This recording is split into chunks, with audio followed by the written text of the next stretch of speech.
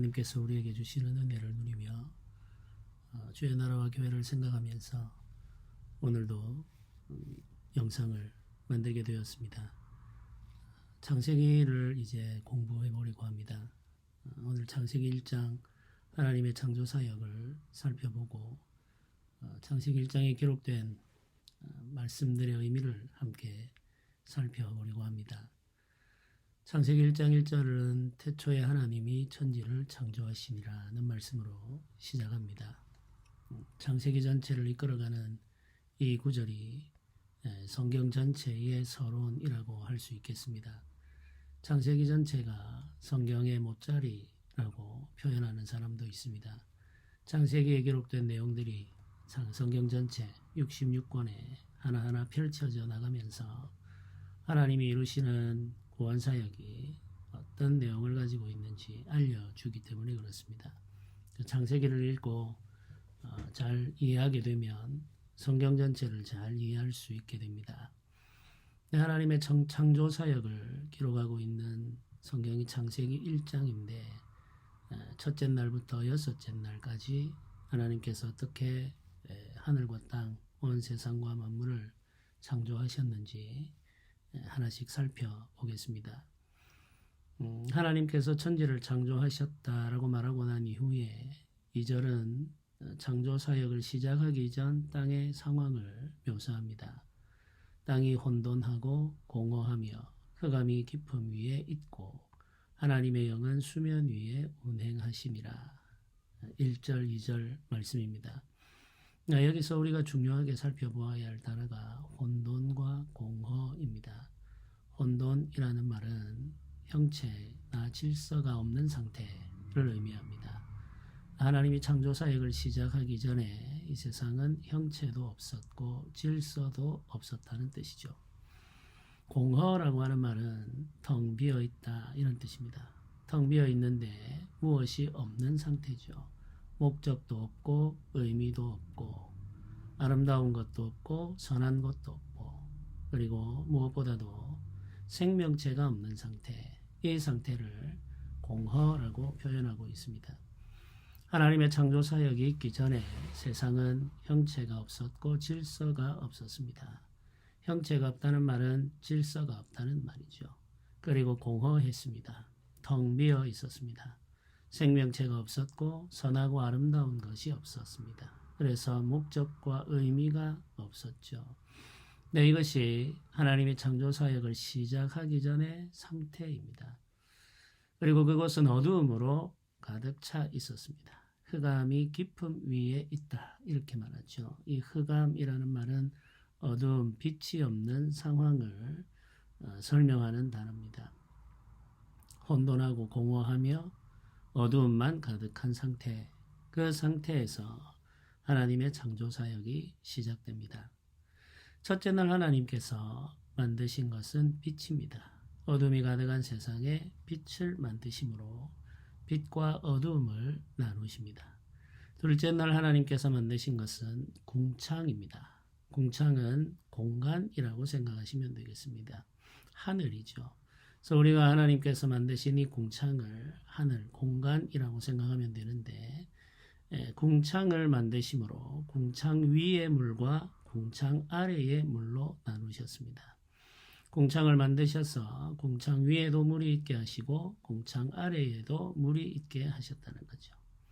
셋째 날에 만드신 것은 붓입니다. 땅을 만드신 거죠. 땅을 만드심으로 궁창 아래에 물로 가득 차 있던 세상을 땅과 물로 나누십니다. 이때 이제 비로소 땅과 바다가 나누어집니다. 첫째 날, 둘째 날, 셋째 날 빛과 궁창과 무틀을 만드시고 하나님께서는 빛과 어둠을 나누시고 궁창 위의 물과 궁창 아래의 물로 나누시고 바다와 육지를 나누셨습니다. 첫째 날, 둘째 날, 셋째 날 모두 다 하나님이 만드신 무엇으로 말미암아 구별이 이루어지고 있다는 사실을 주목해 보아야 합니다. 성경은 나누다라는 단어를 반복해서 사용하므로 하나님의 창조가 구별로 이어지고 있음을 우리에게 잘 알려주고 있습니다. 셋째 날에는 육지를 만드시고는 곧이어서 풀과 채소와 과일 나무를 만드십니다. 그래서 셋째 날에는 땅과 함께 땅에서 사는 풀, 채소, 과일, 나무를 만드셔서 땅에서 이와 같은 것들이 자라나게 만드셨습니다. 첫째 날, 둘째 날, 셋째 날 하나님은 우리가 살 땅의 형체, 우주 전체를 보면은 그 우주 공간의 형체와 질서를 만드셨다는 사실을 알게 됩니다. 나누고 구별하심으로 말미암아 사람들과 생명체가 살 수 있는 공간을 질서 있게 만들어 놓으셨습니다. 혼돈한 세상이 형체를 가지게 되었고 질서를 갖게 된 것이죠. 이렇게 이제 환경 그리고 상황이라고 할 수 있고 또는 생명체가 살 수 있는 장소라고 할 수 있는 이 우주 공간의 형체와 질서를 만드신 이후에 넷째 날부터는 그 속에 있는 것들을 하나씩 만들어 가십니다. 넷째 날은 해와 달과 별을 만드셨죠. 그렇게 하심으로 해로 낮을 주관하게 하시고 달로 밤을 주관하게 하십니다. 광명체라고 표현하는데 이 해, 달, 별을 만드시고는 빛과 어두움을 나누셨다. 이렇게 또 표현합니다. 다섯째 날은 바다의 생물 그리고 공창의 생물을 만드십니다. 공창의 생물, 이 공간, 하늘에 사는 생물은 날개 달린 짐승, 새들이죠. 그리고 바다의 생물은 물속에 살게 되는 많은 생물, 크고 작은 생물들을 하나님께서 만드십니다. 이 생물들을 만드실 때에는 하나님께서 종류대로 만드셨다. 이렇게 표현합니다. 각기 그 종류대로 이렇게 표현하죠. 각기 그 종류대로라는 말은 구별과 나누임이 있다는 의미입니다. 그래서 이제 성경의 창세기 1장에 나누다라고 하는 이 단어는 다른 표현으로 반복된다고 할 수 있겠습니다. 각기 그 종류대로 나누어져서 구별된 상태로 하나님께서 바다의 생물도 만드시고 하늘을 나는 생물도 만드셨습니다. 이런 생물들을 만드신 것이 다섯째 날입니다. 그리고 여섯째 날 마지막 날 땅 위에 사는 생물들을 만드십니다. 가축들도 만드시고 짐승들도 만드시죠. 땅에 기어다니는 것들도 만드셨습니다. 그래서 땅 위에 살아가는 모든 생물들 이런 것들을 만드시는데 이것들을 만드실 때도 각기 종류대로라고 표현하십니다. 각각 그 종류가 뚜렷이 구별되도록 하나님께서 만들어 놓으셨습니다. 땅 위에 살아가는 생명들을 각기 그 종류대로 다 만드신 이후에 마지막에 만드신 것이 바로 사람입니다. 여섯째 날 마지막 땅 위에 살아가는 존재들 중에서 사람을 만드셨습니다. 네, 사람을 만드실 때에는 각기 그 종류대로라고 표현을 쓰지 아니하시고 하나님의 형상대로라고 표현합니다. 하나님의 형상대로 하나님의 모양을 따라 사람을 만드셨습니다. 이 사람은 땅 위에 살아가는 모든 생물들, 가축이나 짐승이나 땅에 기는 것들과 완전히 구별되는 독특한 존재입니다. 그래서 이 사람을 하나님의 형상대로 지어진 사람 이렇게 표현하죠. 하나님의 형상대로 지어진 사람에게는 특별한 사명이 주어져 있었습니다. 이 사람에게는 하나님이 주신 사명이 있는데 그 사명을 26절이 설명합니다. 하나님이 이르시되 우리의 형상을 따라 우리의 모양대로 우리가 사람을 만들고 그들로 바다의 물고기와 하늘의 새와 가축과 온 땅과 땅에 기는 모든 것을 다스리게 하자 이렇게 말하죠. 하나님이 하시는 일이 다스리는 일입니다. 그런데 하나님의 일을 사람에게 맡겨주셨습니다. 사람은 하나님이 창조하신 모든 생명을 다스리게 됩니다.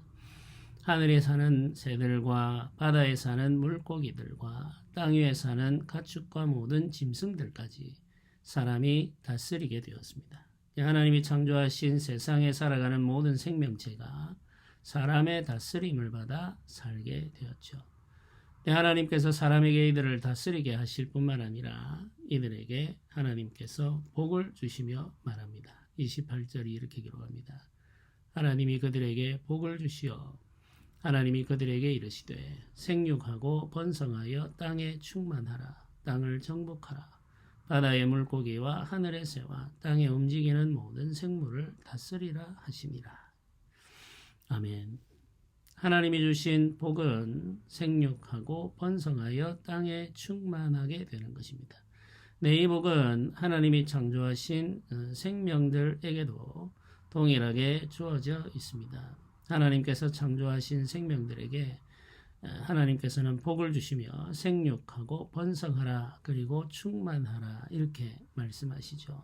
생육하고 번성하고 충만하게 되는 것이 하나님이 주신 복이며 하나님의 창조 계획과 목적이라는 사실을 성경이 기록하고 있습니다. 자, 하나님의 뜻은 하나님이 창조하신 생명이 하나님의 뜻대로 살아가면서 이 세상에 가득하게 되는 것입니다.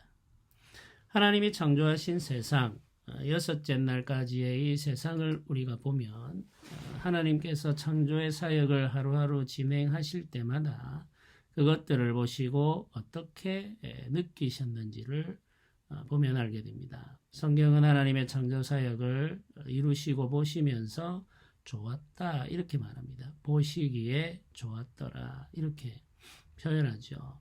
모든 것은 하나님의 말씀하신 대로 이루어졌습니다. 그리고 말씀하신 대로 이루어진 것들은 하나님이 보시기에 좋았습니다. 하나님이 보시기에 좋았다라고 할 때 이 좋다라고 하는 말은 선하다 이런 의미를 가지고 있습니다. 하나님이 보시기에 좋은 것, 아름다운 것은 선한 것입니다. 선하신 하나님에게 합당한 것이죠. 하나님께서 기뻐하시고 좋아하시는 세상, 그 세상은 선하고 아름다운 세상입니다. 하나님이 선하고 아름답게 세상을 만드셨고 그 세상을 사람에게 맡기셔서 다스리게 하셨으니 이 사람은 하나님이 만드신 세상을 선하고 아름다운 상태로 유지해야 했습니다. 그것이 사람에게 맡겨진 중요한 책임과 사명인 거죠. 창조의 사역을 마치고 난 이후에 하나님은 온 세상과 더불어 함께 안식합니다. 이게 7일째 이루신 하나님의 역사죠. 안식에 대해서는 2장에 기록하고 있습니다. 창세기 2장 1절부터 3절을 보면 이렇게 말합니다. 천지와 만물이 다 이루어지니라. 하나님이 그가 하시던 일을 일곱째 날에 마치시니 그가 하시던 모든 일을 그치고 일곱째 날에 안식하시니라. 하나님이 그 일곱째 날을 복되게 하사 거룩하게 하셨으니 이는 하나님이 그 창조하시며 만드시던 모든 일을 마치시고 그날에 안식하셨음이니라. 아멘. 안식이라는 말이 2번 나옵니다. 일곱째 날에 안식하시니라. 그리고 그날을 복되게 하셨다라는 말도 나오죠. 마지막에 그날에 안식하셨습니다. 이 3절에 한 번 더 말하고 있습니다. 안식이라는 말은 하나님의 창조하신 세상이 하나님의 뜻 안에서 평화를 누리고 있는 상태, 선하고 아름다운 모습 그대로 살아가고 있는 상태를 안식이라고 표현합니다. 구약 성경은 이 안식을 평화라고 표현하기도 합니다. 평화라고 하는 것은 모든 것이 하나님의 뜻 안에서 생명과 복지를 누리고 있는 상태를 평화라고 이야기하죠. 예수 그리스도께서 우리를 위하여 이루어 주신 것이 바로 평화입니다. 이 안식의 회복이죠. 죄는 안식을 파괴하고 깨뜨립니다. 하나님은 우리에게 안식을 주기를 원하십니다. 하나님의 창조의 결과는 안식입니다. 혼돈하고 공허했던 세상이 질서를 가지고 또 생명으로 충만하게 되어 하나님의 복을 누리며 안식하게 되었습니다. 하나님의 사역은 혼돈하고 공허한 세상에 질서와 생명을 가능하게 하심으로 안식과 복을 주십니다. 네, 죄는 정확히 그 반대의 일을 하죠. 하나님께서 만드신 이 평화롭고 선한 세상에 죄는 무질서를 이루어내고 결국에는 이 세상에 가득한 생명이 죽음에 이르게 만듭니다. 죽음에 이르게 되면 다시 세상은 텅 빈 상태가 되죠. 공허하게 됩니다. 죄는 목적과 의미 그리고 아름다운 것들을 파괴해 버립니다. 그래서 죄 가운데 있는 세상 사람들은 공허를 끊임없이 느낍니다. 그래서 목적과 의미를 상실한 삶을 살게 되죠. 죄는 혼돈과 공허를 만들고 하나님은 혼돈과 공허에서 질서와 형태를 갖추고 또 목적과 의미를 회복하며 생명을 주신다라는 사실을 창세기 1장을 통해서 우리가 알게 됩니다. 오늘 창세기 1장 전체적인 내용을 개론적으로 살펴보았습니다. 창세기 1장을 읽으면서 우리는 여러 가지 질문을 할 수 있습니다. 진화에 대한 질문도 할 수 있고 과학자들이 밝혀내고 있는 여러 가지 생명체들에 대한 호기심도 가질 수 있습니다.